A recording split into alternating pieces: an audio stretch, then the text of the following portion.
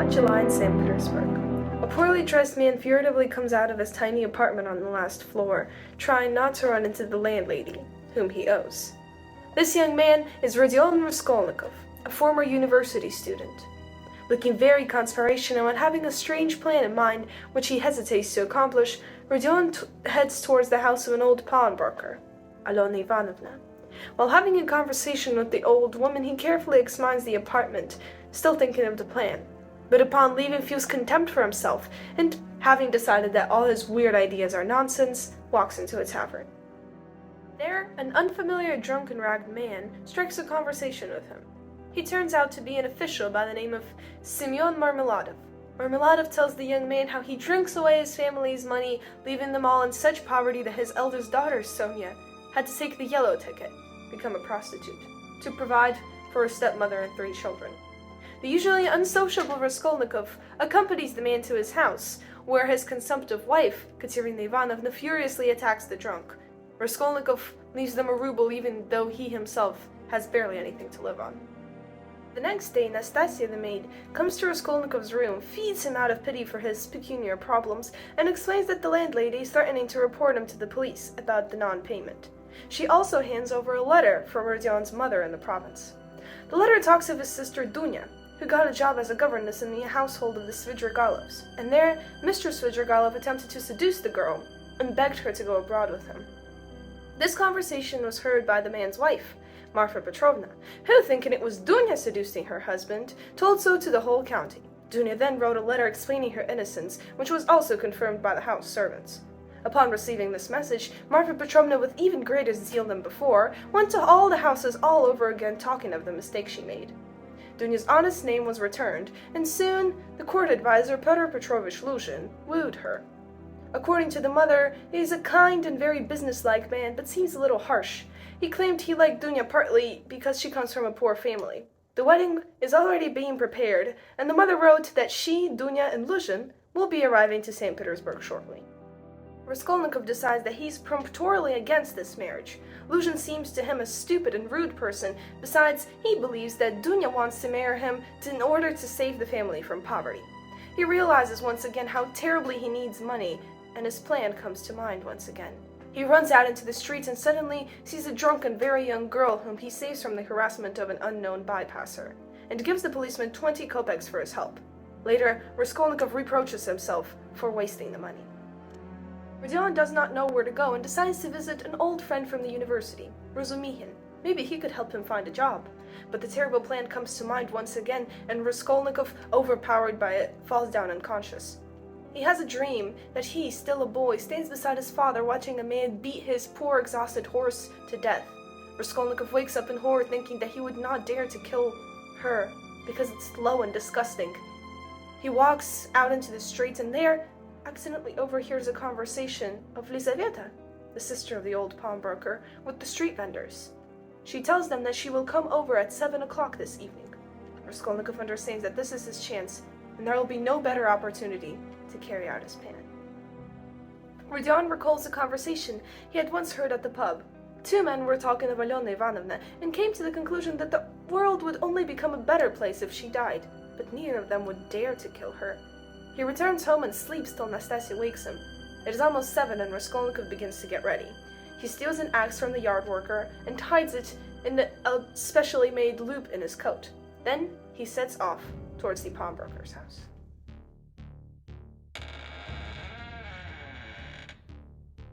All pale, he enters the old woman's apartment and with trembling hands gives her a false pawn. When she turns away, he takes out the axe and strikes her right on the crown. Frightened and on the verge of fainting, Raskolnikov rushes to the chest drawers and starts rummaging through the woman's things. Suddenly, Lizaveta enters the living room, and Raskolnikov, mad with terror, kills her as well. While Rodion is trying to get rid of anything that could give him away and is searching the chest drawers for the pawns, he hears a knock on the door. It is the pawnbroker's clients. Upon realizing from the silence in the apartment that something is wrong, they go downstairs to fetch the keys from the housekeeper. As soon as they leave, Raskolnikov dashes down the stairs and hides in the renovating apartment on the 2nd floor, which a couple of workers just left a couple of minutes earlier. He drops one of his pawns there. After the clients pass him, he runs away. At home, Rodion sinks into oblivion. When he wakes up, Raskolnikov begins to feverishly hide the stolen things, barely even looking at what they are, and hardly understanding what he's doing at all. He's frightened by a sudden knock on the door. It is Nastasya. She brings him a summon to the police office. He's terrified, but it turns out that it's just the landlady finally filed a complaint on him for the lack of payment. While Rodion is signing papers at the office, he hears a conversation about the murder of Alyona Ivanovna, and faints. Everyone looks at him with suspicion. Upon returning, Raskolnikov collects the stolen pawns and hides them in a random courtyard under a large boulder. Then he sets off to Razumihin. Rodion chaotically explains to his friend that he has no money and is in need of a job, maybe giving lessons to children.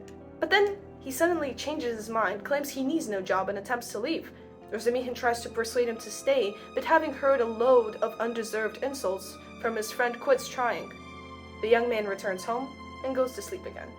Raskolnikov falls ill and remains unconscious for several days. When he wakes up, he sees in his room Razumihin and Nastasya. Razumihin is eating soup served to him by the maid and talking of his close relationship with the landlady.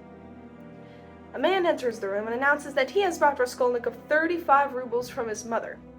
Energetic Razumihin immediately volunteers to take 10 of these and go buy Raskolnikov new clothes. He also mentions that while Rodion was unconscious, Semeonovna, a clerk, came to see him and really wanted to be acquainted, and that Raskolnikov raved about some sort of jewelry in his sickness. Razumihin leaves, and Raskolnikov is tormented by questions and speculation about Semeonovna. He sinks into oblivion again. Awakened, he sees Razumihin had returned with the clothes. Rodion feels bored and disgusted by everything. Zosimov, a doctor invited by Razumihin, arrives. Zosimov and Razumihin talk of the latter's housewarming party. From this the conversation shifts to Semeonovna, and from Semeonovna to the murder. Zosimov claims that the worker who was painting the apartment below is considered guilty right now, for immediately after the murder he tried to sell a case of gold earrings to a tavern owner, and later attempted to hang himself. The doctor doesn't agree that Mikolai the painter is to blame though, since just a few minutes after the murder, he was seen playing around with his friend in the courtyard. He offers his own hypothesis of how things might have happened, which is almost completely correct, except he does not realize who the murderer really is. Raskolnikov is acting strangely and seems mad and terrified, but the men blame it on his sickness. Suddenly, a new person enters the room. It is Petrovich Lushin. Raskolnikov completely ignores the man, though. Lushin assumes that Rodion does not know anything about him and Dunya yet, and begins to tell the whole story, to which Raskolnikov dryly replies that he knows everything already. Pyotr Petrovich is offended. He's a middle-aged, dapper-looking man who always tries to make the most pleasant impression on everyone. Lushin informs Rodion that Dunya and her mother will be here shortly, and he had rented them rooms in the Bakaleev house. Razumihin claims he knows these rooms. They're awful, but incredibly cheap. Attempting to change the subject, Lushin says that he stopped at young Mr. Lebeziatnikov's apartment and speaks of how happy he is that modern young people are so educated and businesslike. He talks of the society rapidly progressing towards a better future and repeats several times that the utmost best way to help society is to help and love yourself. The conversation returns to the already notorious murder. Everyone agrees that the killer was scared and inexperienced. Raskolnikov, interrogating, recalls that Lushin claimed to love his sister because she was poor, and he could be her savior. Lushin is indignant. Raskolnikov is furious. Lushin leaves, and Raskolnikov screams at everyone that he wants to be alone. Razumihin and Zosimov leave as well, discussing on the way Rodion's strange reaction to the mention of the murder.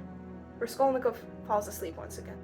He wakes up thinking of suicide, leaves the house, and wandering through the city enters the cafe. There, he runs into Semeonovna, the clerk who wished to be acquainted with him after seeing him faint in the police office. They talk of the murder of the old pawnbroker. Raskolnikov acts cockily and familiarly, joking around with Semeonovna and scaring him. He almost gives himself away. Coming back outside, Rodion unexpectedly runs into Razumihin. Yes, apparently, St. Petersburg is such a small city that people keep running into each other. The latter, who had been searching for his friend since morning, attempts to take Raskolnikov home and threatens to lock him there, insisting that he's still ill and weak. Rodion, though, insists on being alone, and having declined Razumihin's invitation to the housewarming party, leaves. Walking past the bridge, Raskolnikov sees a woman who jumps off in an attempt to drown herself, but is saved by bypassers. He thinks of doing the same thing, but realizes he doesn't have enough wit. Continuing his journey, Rodion somehow finds himself again at the house of Alyona Ivanovna. In a sort of trance, he comes to the 4th floor and enters the apartment, which is already getting renovated. 2 men are working on something in another room. Having entered, he stands in the living room for a little while and then returns to the threshold and starts, in a frenzy, repeatedly ringing the doorbell. The angered artisans ask who is he and what does he want, but Raskolnikov announces that he will only tell them this information in the police office. They leave the apartment and quarrel for a bit in the yard until Raskolnikov leaves. The men agree that he's either drunk or crazy. Leaving the yard, Raskolnikov sees a crowd. It turns out that drunk official Marmeladova, the one he met in the pub a couple of days prior, had been hit by a carriage and trampled almost to death by horses. Raskolnikov helps carry the man home. Marmeladov's wife, Katerina Ivanovna, is in a frenzy. The young children are crying, and Rodion sends for a doctor. The eldest child, Polya, runs to fetch Sonya, Marmeladov's daughter from first marriage, who was forced to become a prostitute to support her family. When Sonya arrives, Marmeladov comes to his senses for a bit, and having asked his daughter for forgiveness, passes away. Raskolnikov tries to console the poor widow and gives her 20 rubles, almost everything he has left from what his mother had sent him. He leaves. Polya catches up to him on the stairs, claiming Sonya had sent him to her to thank him and find out his name and address. Raskolnikov only tells her to pray for him, and the girl promises that she will do so to the end of her days. After this incident, Rodion feels very weak, but calmer and more confident in himself. He sets off to the housewarming party of Razumihin's, but upon getting there looks around and leaves without saying a word. Razumihin volunteers to see him off. On the way to Rodion's apartment, drunken Dmitri Prokofyevich, Razumihin, blurts out to Raskolnikov that Sosimov suspects he's insane. As evidence for that, doctor provides the man's fainting in the police office and his strange conversation with the clerk Semeonovna. Razumihin realizes he shouldn't have said that and falls silent. Rodion tells his friend that he had given all his money to the poor family of a deceased official. Razumihin is just about to vituperate him, but as they approach the house, the men see light in the window of Rodion's little room. Before coming in, weak and terrified Rodion bids a little too friendly and sad of a farewell to his friend. Razumihin refuses to let him go alone and escorts him upstairs, where, to both men's great surprise, sit Raskolnikov's mother and sister Dunya. The women are happy beyond belief, but Raskolnikov faints once again. Back in consciousness, Raskolnikov asks everyone to just leave him alone for now and come tomorrow, but everyone flatly refuses. The mother, Pulcheria Alexandrovna, is also starting to think that her son has gone mad. Raskolnikov then announces to Assembly that he's peremptorily against Dunya's marriage with Luzhin. According to Rodion, his sister is selling herself to this man for the sake of saving him, her brother, from poverty. Dunya passionately begins to argue with him, but Pulcheria, having now firmly decided that her son is delusional, takes her away, promising to come again tomorrow. Razumihin offers to see the women off, and Avdotya Romanovna, Dunya, notices that he's looking at her a little strangely. On the way, he gives lengthy monologues about mendacity and justice, and even calls Dunya an angel. Then, suddenly, he falls to his knees and declares that he thinks Petrovich is a total fool. Razumihin, in his drunken rave, also tells them of Zosimov's suspicion about Raskolnikov's insanity, which utterly terrifies the poor woman. Somehow, they all manage to get to the apartment, and Razumihin runs back, having promised to tell the woman instantly if anything whatsoever negative happens to Raskolnikov. Dunya paces back and forth across the room in agitation. The author claims her to be beautiful, but with a little too small of a mouth. Razumihin had fallen in love with her at first sight, though. Dmitri Prokofyevich returns and announces that all is well and Rodion is sleeping. The mother and daughter can't thank him enough for his devotion. Razumihin later even brings Zosimov to them, and the doctor assures the woman that their son and brother will soon be well. Having slept himself sober, Dmitri Prokofyevich repents on his behavior, but still goes to the women. There, Pulcheria Alexandrovna bombards him with questions. He tells her of how about a year ago, Raskolnikov was planning to marry the very strange daughter of his landlady. The marriage did not take place, though, because of the death of the consumptive bride. Now that the conversation has turned to marriage, the woman asks Razumihin's opinion on Petrovich. This time, the man replies that he's a wonderful and highly respectable person. Pulcheria Alexandrovna complains that Luzhin had promised to meet them at the train station, but instead they were greeted by a coach and a note that said that he shall come to them in the morning of the next day. This morning, they received another note. This time he claimed he would visit them in the evening. Luzhin also insisted that Raskolnikov should not be present during this visit. He informs the mother that just the other day he had seen Rodion giving 25 rubles to a girl of notorious behavior. He's actually describing the death of official Marmeladov. Dunya insists that they must do the opposite of Luzhin's request and purposely have the two men meet. They decide to visit Raskolnikov and ask him his opinion. On the way there, Pulcheria Alexandrovna informs Razumihin that Marfa Petrovna has passed away, seeming not to understand that he has absolutely no idea who that is. Everyone notices that Rodion is almost completely healthy, and even quite sane. He agrees with everything he's being told and even makes up with his sister. But soon, Dunya notices that he's doing everything as if he's forced, not from the heart. All feel shy and awkward. From lack of topics, the mother begins to tell everyone of the death of Marfa Petrovna again. She claims she died from the beating of her husband, Mr. Svidrigaylov, although maybe it could have been from natural causes too. Raskolnikov gets irritated by this useless small talk. He tries to make his mother and sister leave again by telling them that he'll come over later, even though he knows this later might never come. Nevertheless, nobody leaves besides Zosimov, and Rodion begins to talk of his former love to the ailing daughter of the landlady. The conversation comes to an end again. Suddenly, Raskolnikov remembers that he does have a topic to discuss and renews his attack on Dunya about her marriage. The women show him Petrovich's letter, and Rodion claims that there's a clear hint in that letter indicating that if something is done against Luzhin's will, he will leave both of the women. This greatly angers him. Poor Dunya cannot help but agree. Raskolnikov promises he will come to the dinner, and Dunya invites Razumihin as well. Suddenly, Sofya Semeonovna Marmeladova, Sonya, enters the room. Astonished, Rodion invites her to sit down and introduces the young woman. Sonya claims she only came to ask Raskolnikov if he will come to her father's funeral and commemoration ceremony tomorrow. Dunya and her mother examine the girl with great interest. When Rodion and Razumihin are left alone, Raskolnikov asks Dmitri Prokofyevich about his relative, Porfiry Petrovich, who is the head investigator for the murder of the pawnbroker Alyona Ivanovna. Rodion says he wants to know if he can get his pawns back after what had happened. Razumihin is more than happy to help his friend. On the way to Porfiry's, Razumihin tells Rodion that the man has also wanted to be acquainted with him for some time now. This alarms Raskolnikov, and he decides to act with extreme caution. Therefore, he enters the room with light-hearted laughter to avoid any suspicion. In the apartment, Rodion notices Semeonovna. It turns out the latter had met Porfiry at Razumihin's party. Raskolnikov pretends to be extremely preoccupied by his financial matters, claiming that he's unable to redeem the pawns himself. Porfiry simply tells him to write a statement to the office, smiles, and winks at Rodion. That throws the young man into a cold sweat. Porfiry assures Raskolnikov, a little too sweetly, that none of his things will be missing. He also notices he had been waiting to meet the man for a while now. Rodion is confused and terrified. To make the matter worse, Razumihin begins to talk of Raskolnikov's illness, fatigue, and delirium. Rodion, panicking, tries to figure out how much Porfiry already knows. It seems that both Semeonovna and Porfiry are expecting something and are trying to torture him into acknowledgement.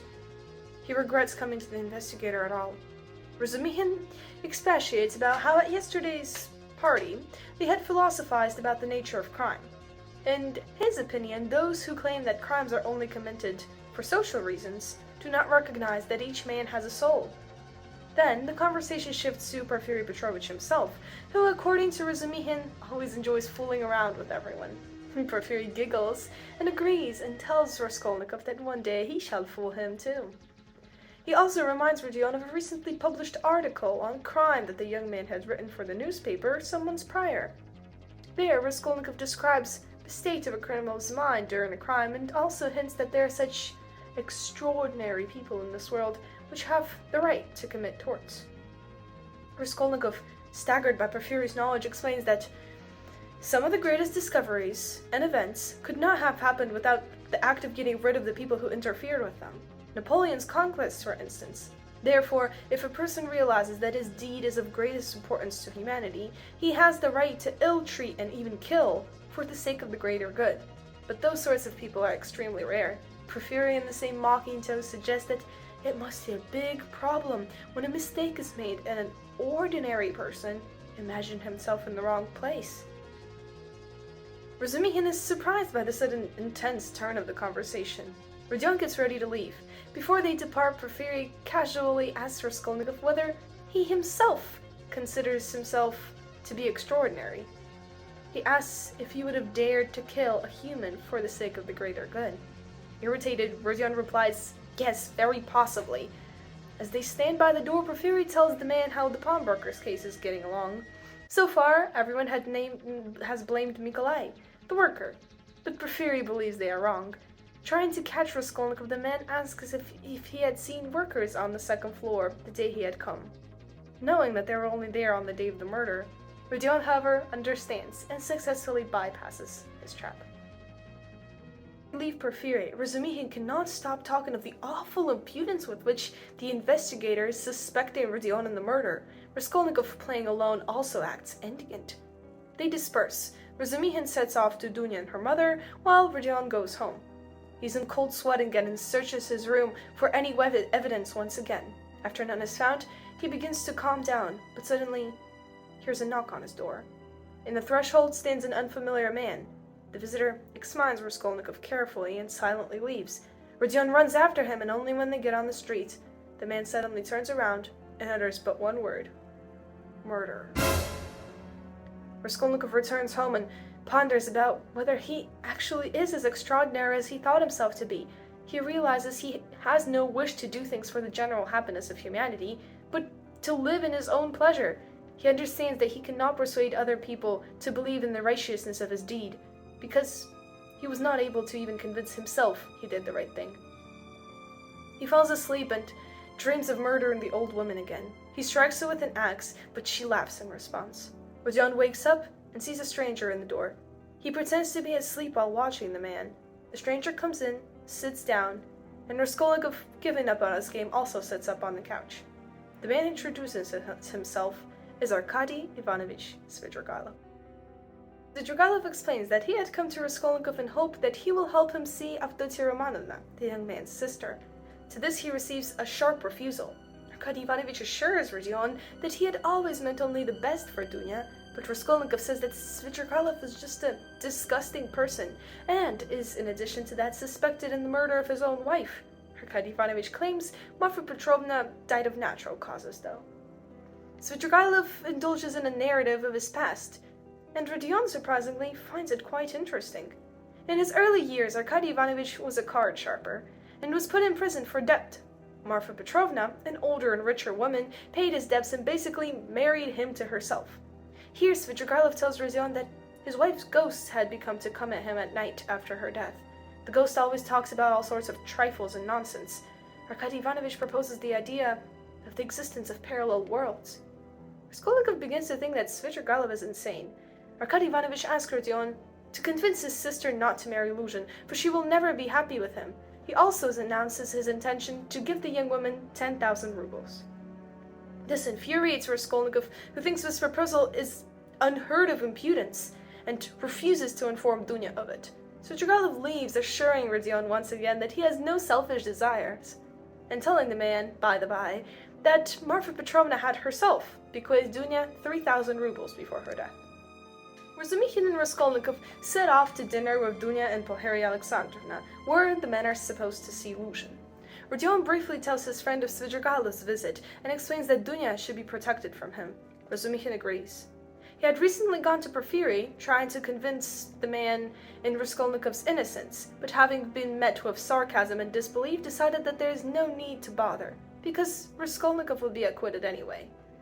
Luzhin, seeing Raskolnikov in the apartment of his fiancée, is outraged, for his request had not been fulfilled.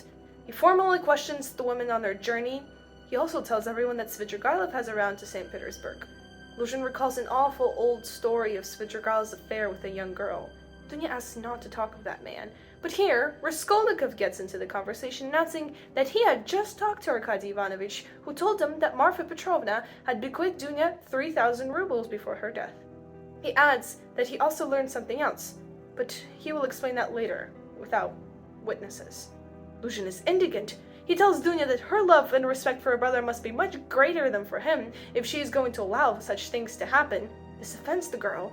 Petrovich proceeds to accuse Pulcheria Alexandrovna in distorting his thoughts on the fact that a low financial status of a bride is beneficial in marriage, recalling what Rodion has told him on the subject yesterday. Raskolnikov, in terms, blames Luzhin in slandering his relationship with Sonya, and adds that he's not even worth a finger of that kind girl, who he had already introduced to his whole family. Pulcheria and Dunya, realizing who Sofya Semeonovna really was, are horrified. Luzhin thinks he had won the argument, but Pulcheria Alexandrovna suddenly accuses him of indelicacy and rudeness.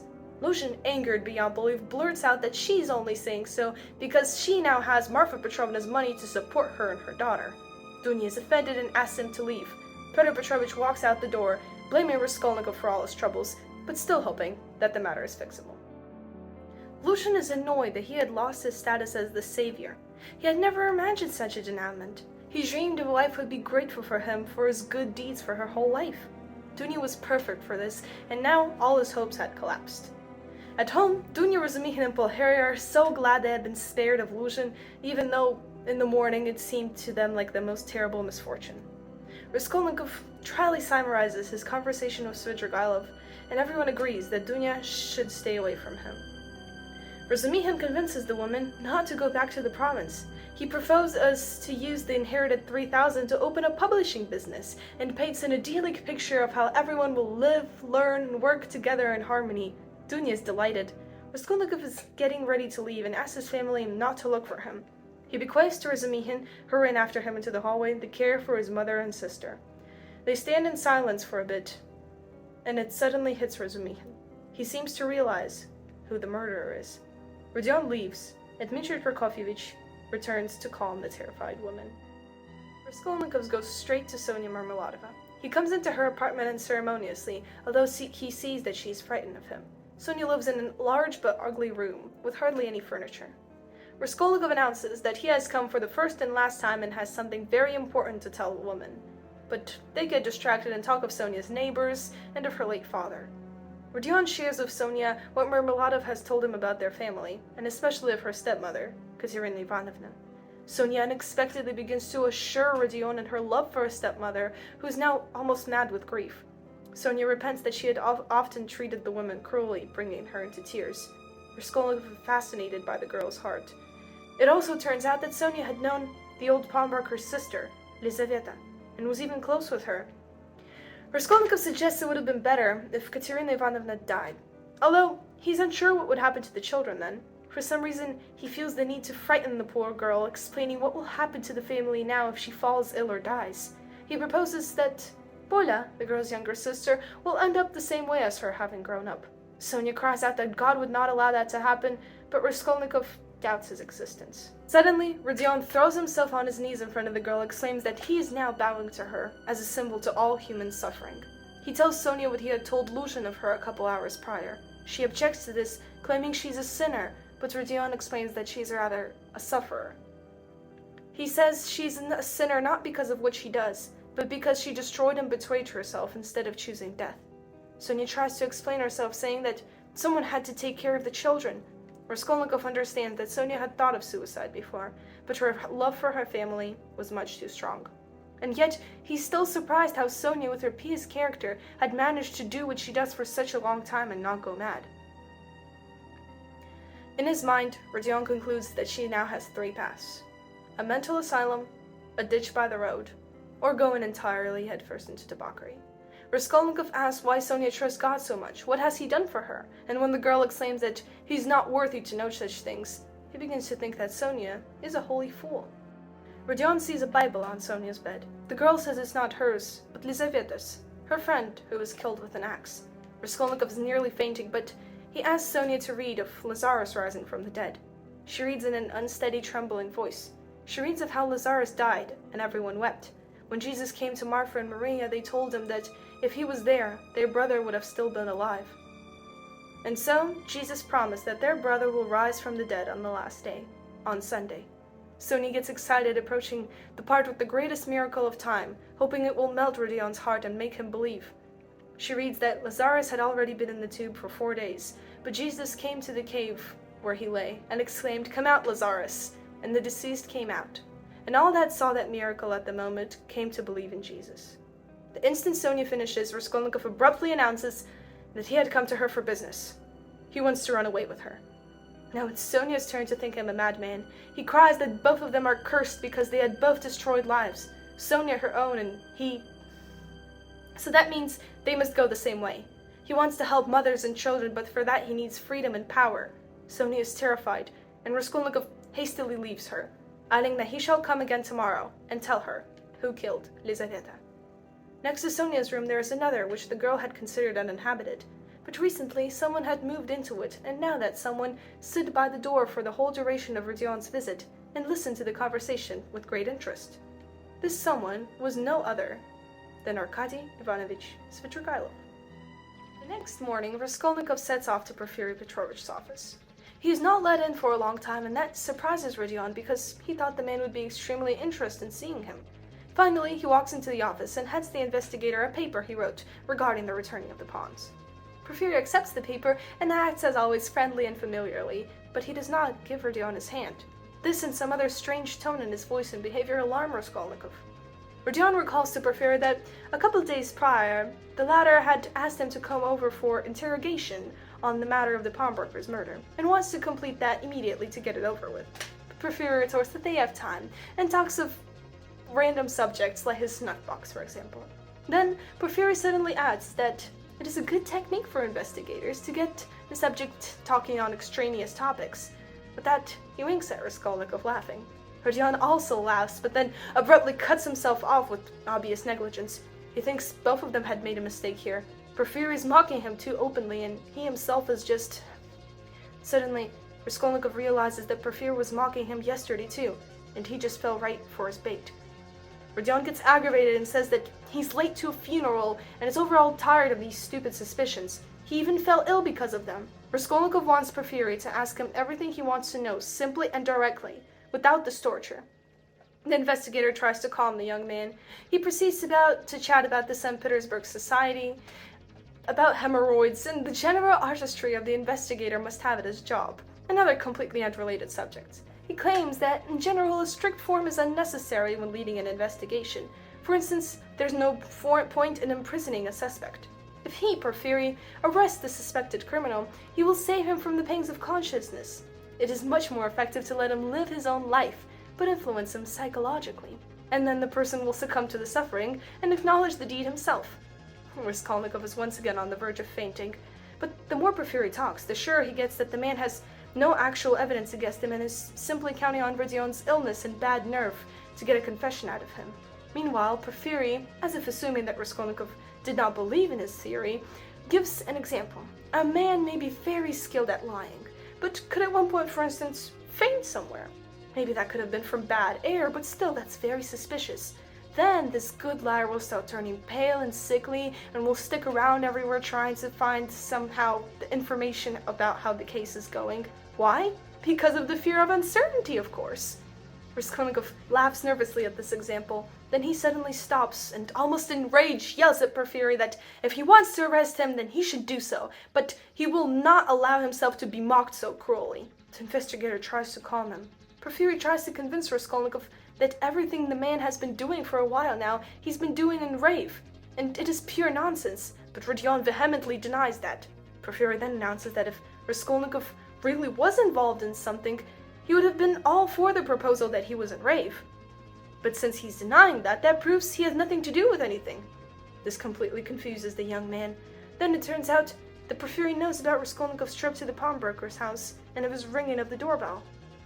Raskolnikov doesn't believe anything Porfiry is saying anymore and asks if he is officially free of suspicion now or not.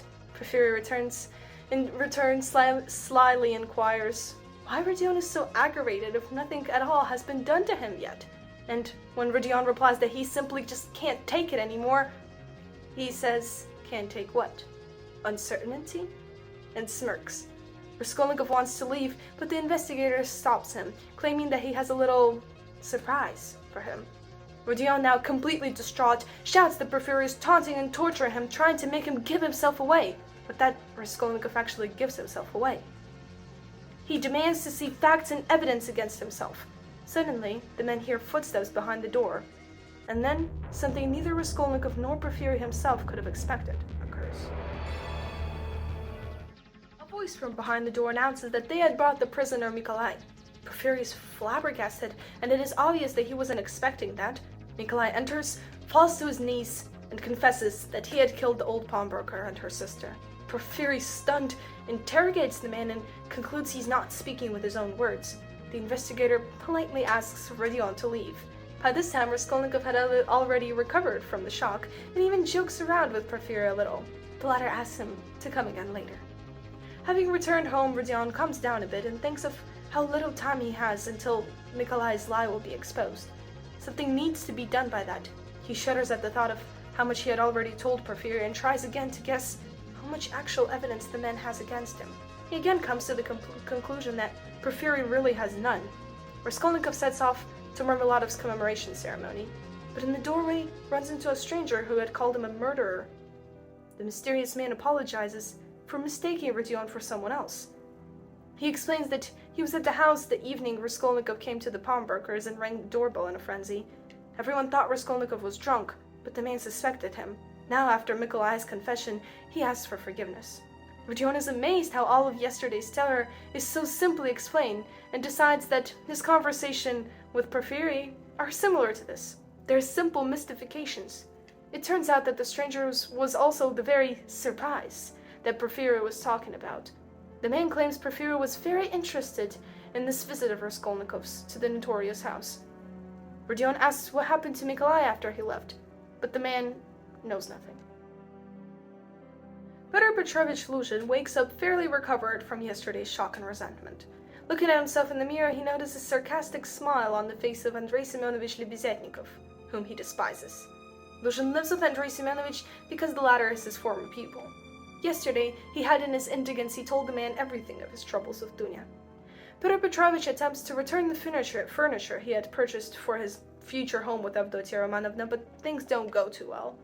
He thinks about how it would have been much better if he had given the woman money right away, because then they would respect him more and wouldn't dare to send him away in such a fashion. Lushin, who always wants to be liked by everyone, is scared of St. Petersburg in general. He does not know how to act. He is hoping to understand the customs from Lebezetnikov, although he really believes the man to be a simple-minded idiot who blindly believes all the new ideas and fashions. Lebezetnikov, on the other hand, despises Lushin for his sarcasm towards the new progressive ideas. Andrei Semeonovich and his tenant discuss Marmeladov's commemoration ceremony to which they are invited, since Lebezetnikov, another interesting coincidence, lives in the same house with the family of the deceased. The gentlemen decide not to attend and talk of the family in generally a skeptical manner. Suddenly, Lushin hints that Andrei Semeonovich probably does not want to go to the ceremony because of his recent quarrel with Katerina Ivanovna, in which he had hit the women. Lebezetnikov protests that it was self-defense. He goes on to say that he believes it does not matter that he hit a woman, for women must have the same rights as men in everything. At least, that's what everyone's been saying these days. Andrei Semeonovich describes how wonderful a society would be where everyone lived in communes, and how convenient it would be for females especially. Lebezetnikov is remorseful that his parents are dead and he can't protest against them. He also talks of Sofya Semyonovna Marmeladova, claiming that her behavior and her way of earning money is just a high-level protest against the ethics and morals of modern society. Lebezetnikov says he's proud of her. Lushin sarcastically notices that there's been a rumor that it was Andrei Semeonovich's fault that Sonya had to move out of this house. The man protests, yelling that he never pressed her to go and only supported her in everything. Lushin merrily continues to laugh sarcastically and annoy Lebezetnikov, who announces that he is an honest man who wants freedom for women, while Petrovich doesn't respect them. He claims that what Sonya does for a living is only considered vicious because of prejudice. He talks of the goodness of free relations and men and women that would happen in a commune-based society. Lushin suddenly asks his former pupil to call Sofya Filatova here, since he has something to tell her. He also asks Andrei Semeonovich to be present during their conversation. When the girl comes, Petrovich promises her that he will work to find out information on opening the girls' school, a semi-crazy dream of Katerina Ivanovna's. He also offers to arrange a fundraiser to support the family and gives Sonya 10 rubles for the time being. When the girl leaves, Lebezhetnikov praises Luzhin for his noble and selfless behavior. It is strange that Katerina Ivanovna had decided to arrange this fancy commemoration ceremony. Perhaps she wanted to show her respect towards the deceased, or maybe to hide the family's poverty. Sonya was right when she claimed her stepmother was going a bit insane. All the residents of the house were invited, but only some strange people who had nothing to do with anyone came around. And Raskolnikov. For some reason, the widow wasn't expecting such a turn in events, and was very unpleasantly surprised. She seats Raskolnikov next to herself as the most distinguished guest, and speaks incessantly, interrupting her words with awful consumptuous coughing. She is indignant one moment and laughing the next, mocking the strange variety of guests that showed up.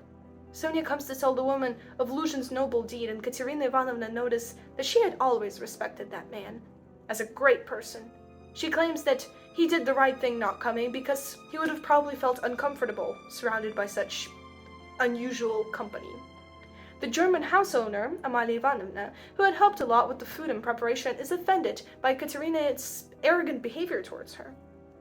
She starts telling a funny story, but the woman cuts her off and laughs at Amalia's Russian. Suddenly, Katerina Ivanovna recalls that Raskolnikov had not heard of her idea of the girls' school yet, and begins to describe it to him in detail. She even shows him a paper which states that she's not just someone random, but a daughter of a court advisor. She claims Sonya will be her assistant. One of the guests giggles at that, and Katerina Ivanovna, affronted, raises her voice and begins to describe all the talents of her stepdaughter. Amalia Ivanovna makes a remark that in a school like that they will need to pay great attention to the cleanness of the girls' clothes.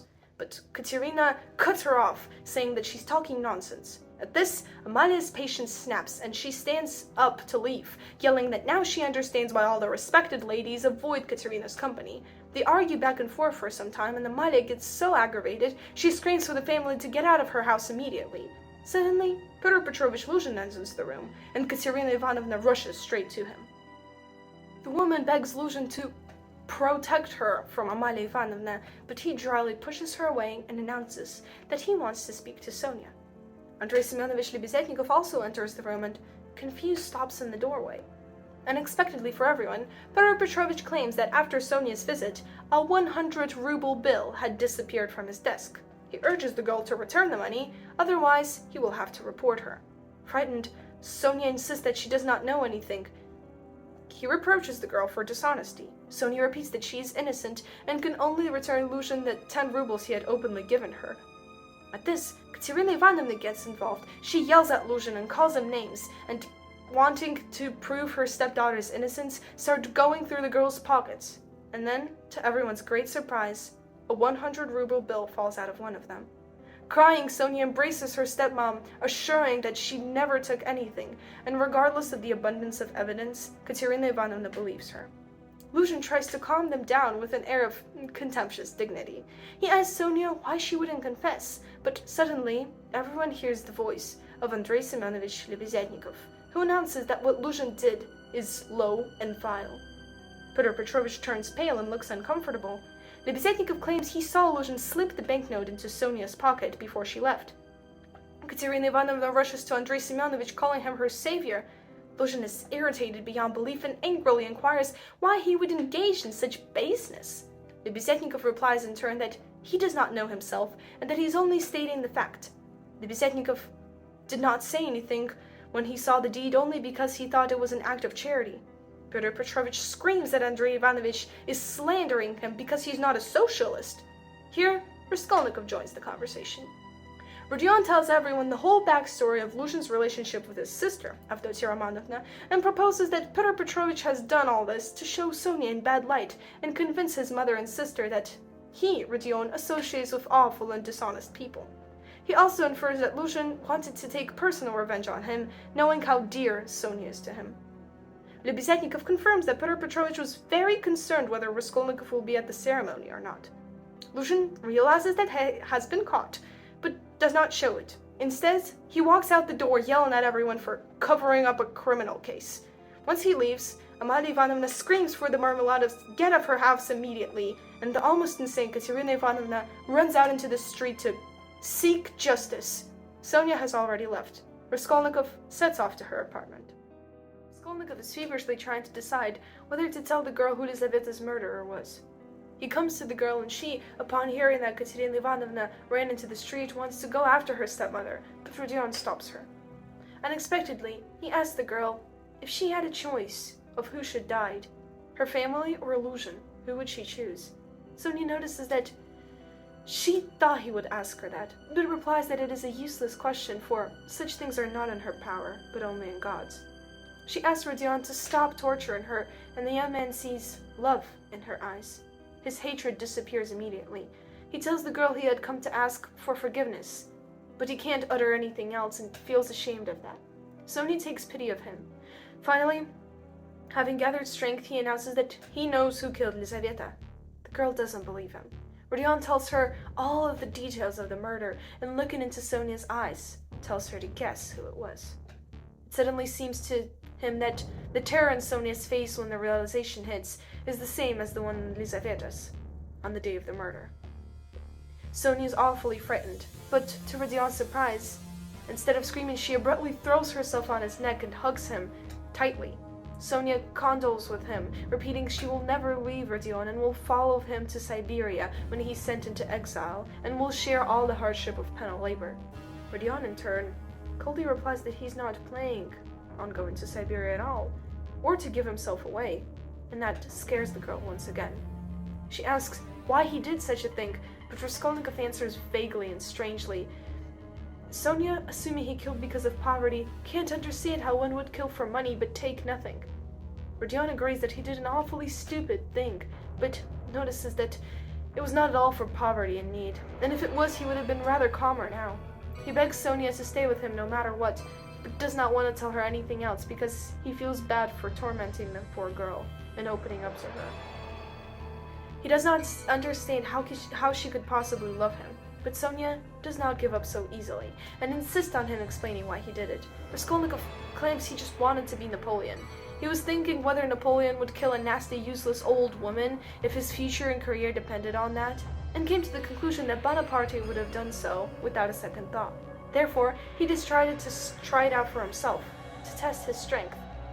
Sonya is still confused. Raskolnikov explains that he didn't just want to live the stupid life of an ordinary poor citizen. He wanted a radical change. Yes, it's bad that he killed a woman, but she was nothing. She was a useless louse. Sonya objects that a human being cannot be a useless louse. She raises her hands to the ceiling and repeats, "No, no, no!" Raskolnikov, seeing her pain, suddenly claims that everything he just said was a lie, and he actually killed the pawnbroker because he is an insane, nasty, and vile person. He says he was angry at the world. He quit the university, locked himself up in his tiny room, where he lay on the couch for weeks doing nothing but thinking. And he came to the conclusion that people were disgusting, and each person must live according to his own laws.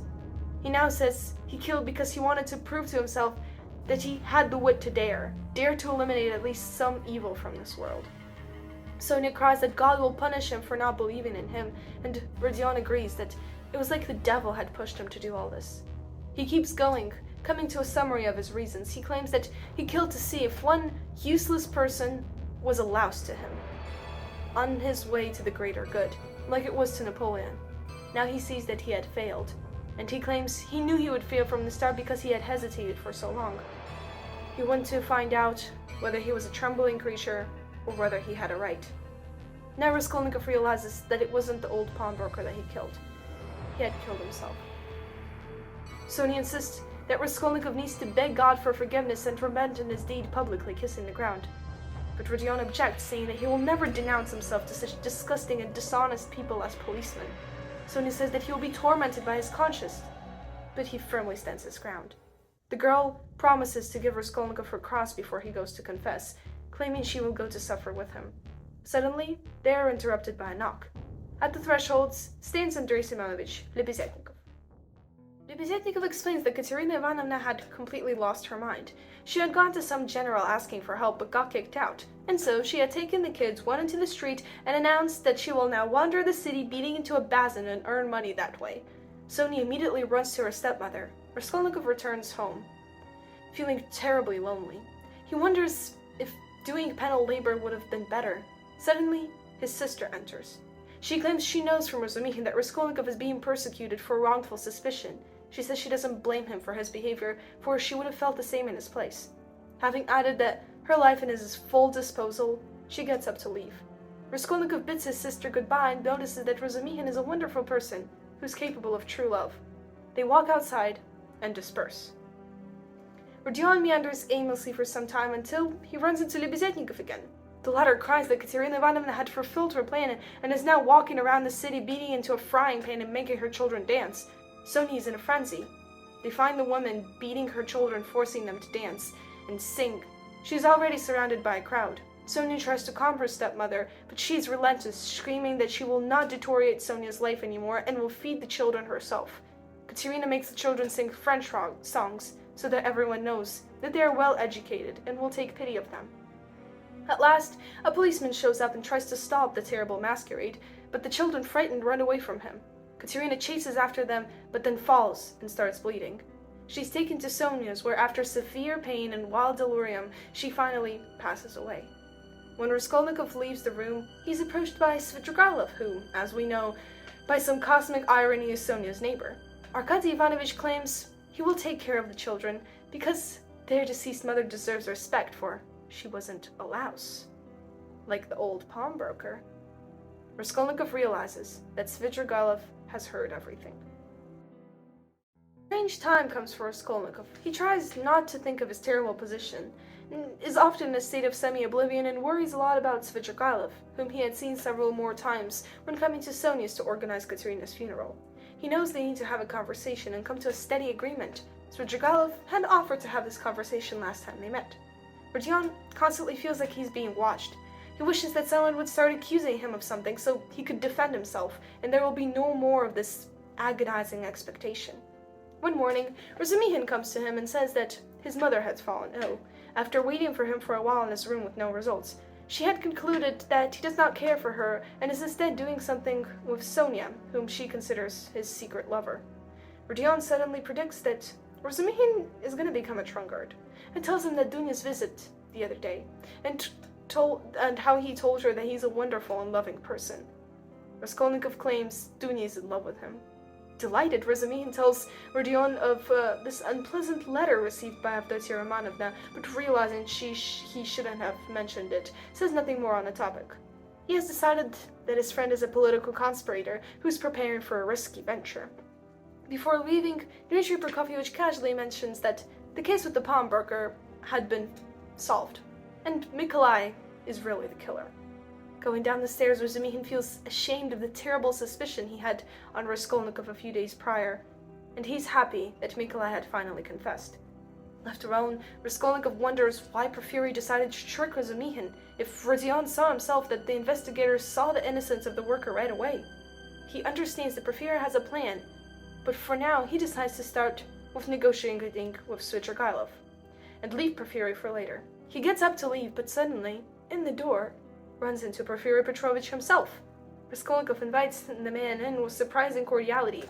The investigator sits down, but remains completely silent, almost driving Raskolnikov crazy. Finally, Porfiry speaks. He begins to enthusiastically talk about tobacco and other unrelated stuff, but then cuts himself off and says he had come to have a serious conversation, for at the last meeting they had both acted ungentlemanly. Porfiry claims that this game they've been playing has lasted a little too long. He explains how Nikolai had thrown him off last time. The investigator also acknowledges that he was trying to get Raskolnikov to confess, counting on his stress and nervous character. Porfiry lists out all the evidence he has against Rodion, the rumors, the fainting at the office, the article about crime. The whole time he sounds like he's trying to justify himself and, repenting, explain why he had done certain things. He tells Raskolnikov that they had searched his apartment and deliberately spread rumors of him to get him nervous. Porfiry keeps adding that those are only guesses and claims he just got carried away. The investigator reminds Rodion of his conversation with Semeonovna, in which he mentioned hiding jewelry under rocks and other things. But then he suddenly cuts himself off, saying that, that doesn't prove anything anyway. He asks Rodion to understand him and why he was so suspicious. Suddenly, though, he claims that he still doesn't think Nikolai has done it, and that completely throws Rodion off. Porfiry says that Nikolai isn't even a full-grown adult yet, plus he's a schematic. And according to Porfiry, schematics find great happiness in suffering for something. Nikolai probably decided to just take the suffering. He actually answered some of the questions quite smoothly, but overall it was obvious that he couldn't have done it, for the matter here is much darker and stranger than the young man could possibly imagine. The real killer still manages to consider himself an honest man, and even despises others for their wrongs. The last words, again, throw Raskolnikov off course, and completely confused, he shakily inquires, "Who killed the woman, then?" Porfiry, in turn, quite calmly replies, "Well, you did." Frightened, Rodion jumps up and repeats his former question, why, if he suspects him, won't Porfiry send him to jail? Porfiry patiently explains again that that would make it psychologically easier and calmer for Raskolnikov, but this way his conscience is tormenting him.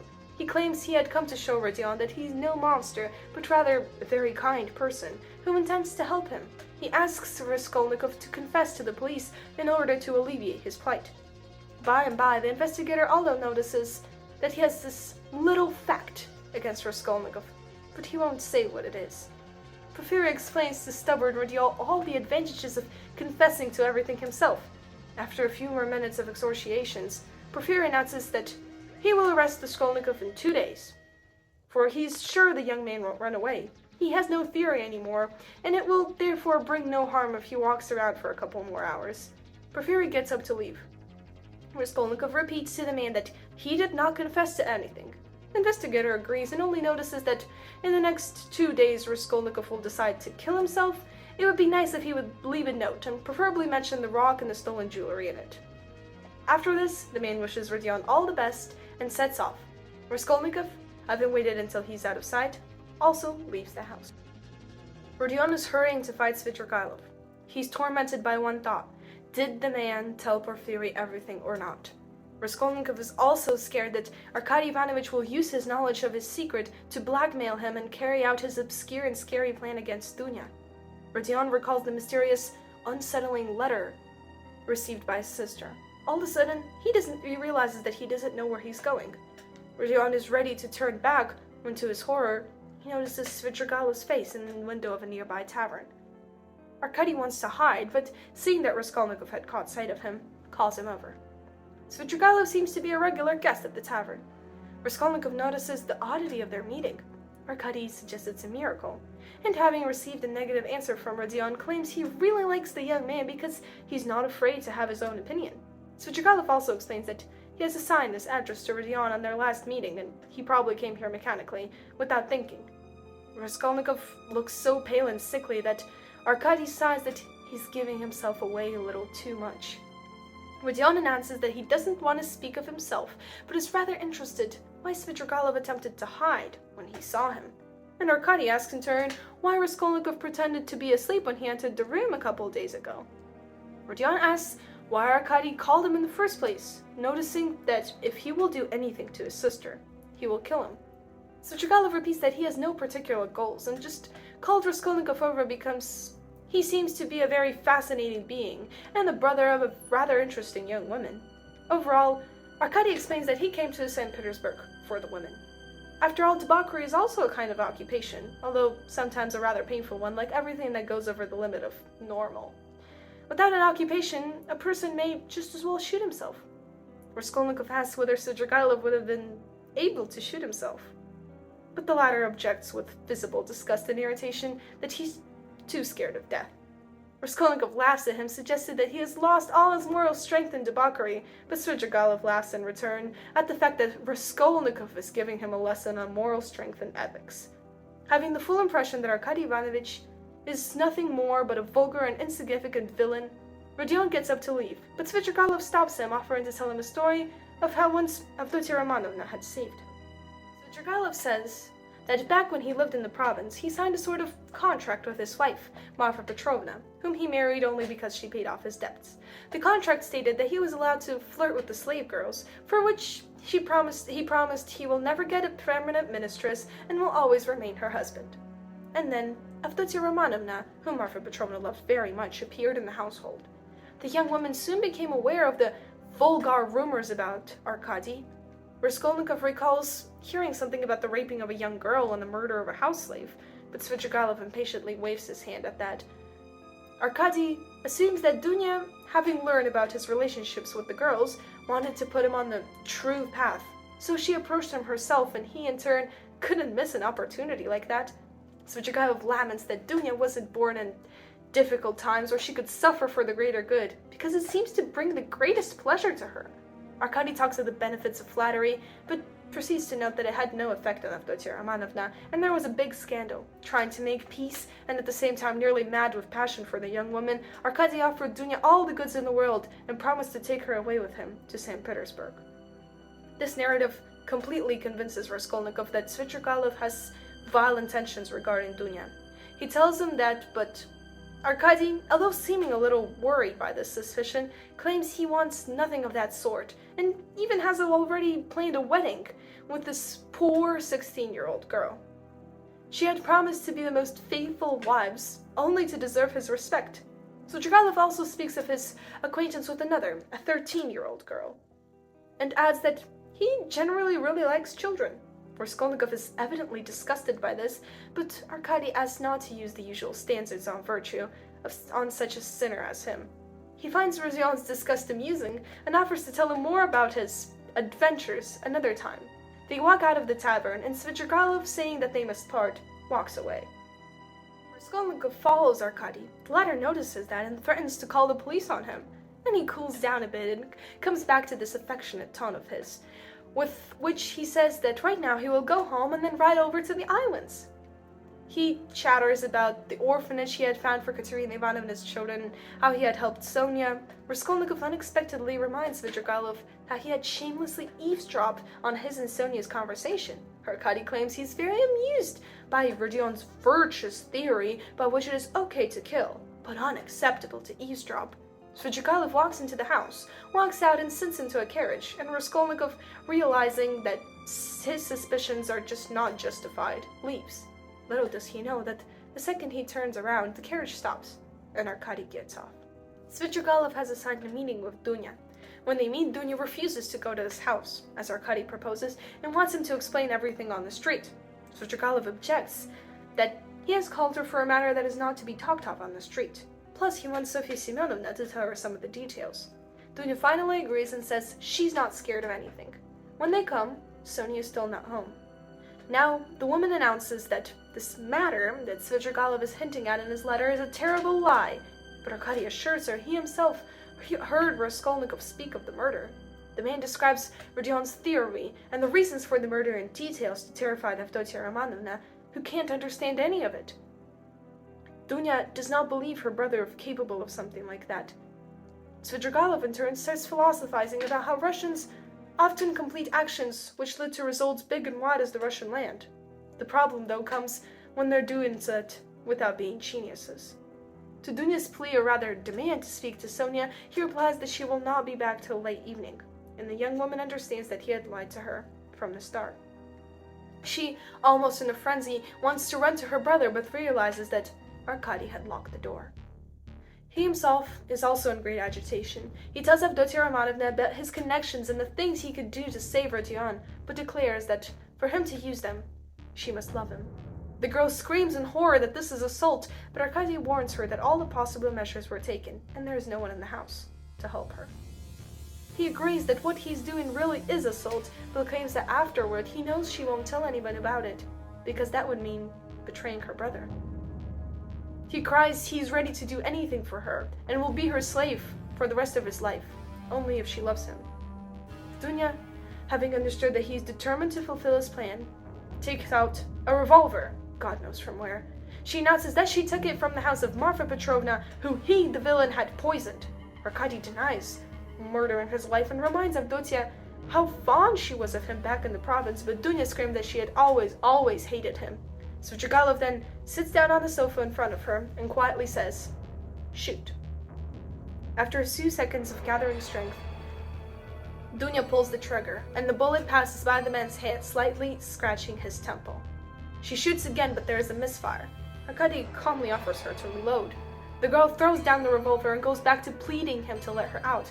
The man, hardly audible, asks if she could ever love him, and having received a negative, silent answer, he finally lets Dunya leave. Svidrigaylov stares in the window, smiling desperately and hopelessly, looks at the revolver, which still has one bullet in it, then puts it in his pocket and leaves the house.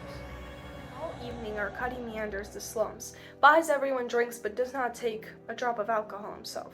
Then he goes to Sonya and hands her 3,000 rubles and the receipts to the orphanage. He urges the girl to stop living like this and predicts that she will have a long journey to Siberia with Raskolnikov.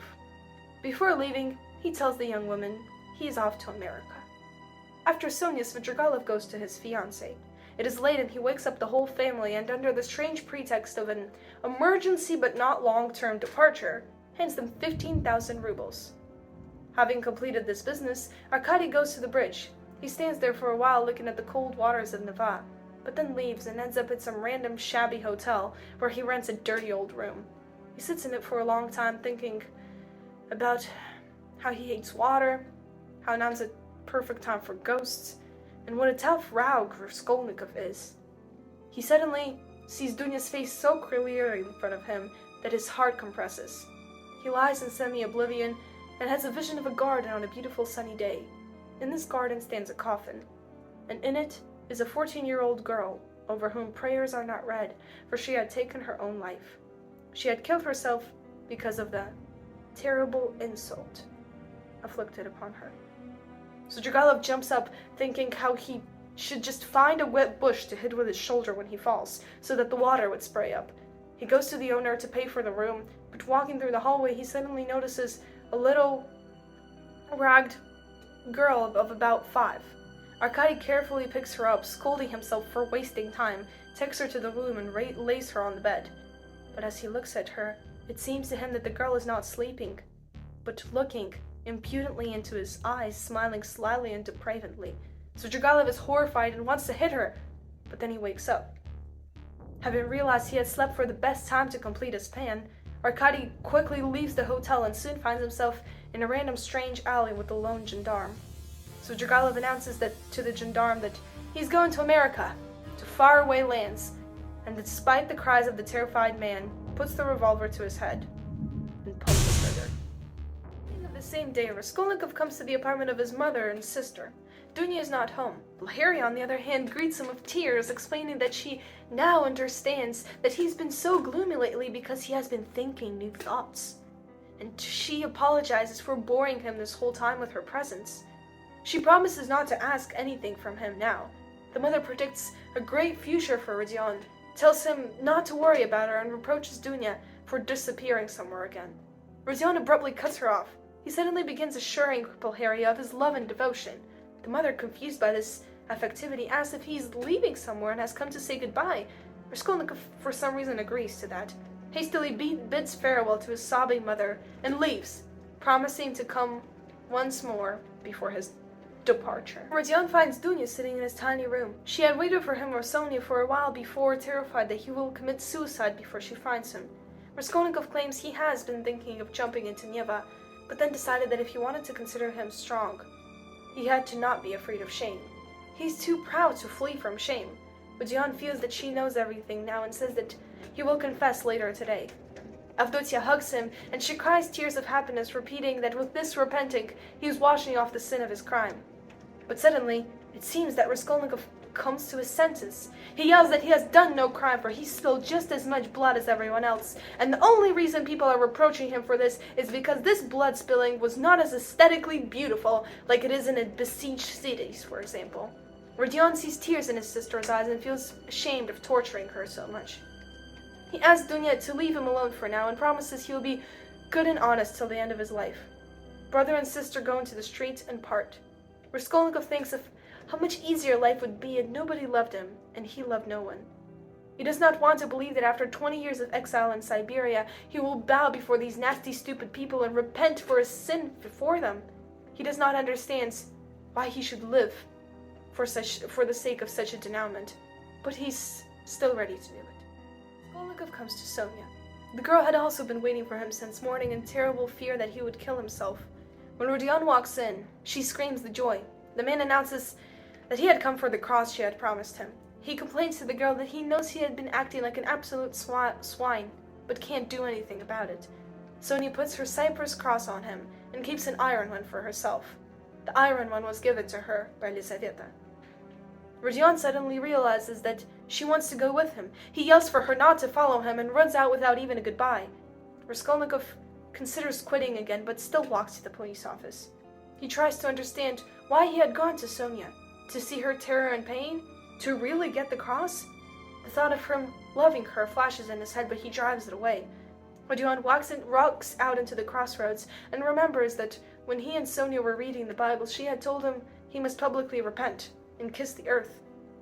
He falls to his knees and kisses the dirty pavement with happiness and pleasure. Everyone around him thinks he's drunk, and because everyone is laughing, he does not dare to speak the fatal words, "I killed." Finally, he reaches the office, where he immediately runs into Ilya Petrovich and his assistant Prokofyevich, the people he had met before when coming to pay the room debt and fainting. They talk of literature and science, ask about his relatives. Ilya Petrovich chatters about some Livingston, the duty of a citizen, and the other strange things. He mentioned by and by that this one man, Svidrigaylov, had shot himself right on the street. Raskolnikov screams at the news.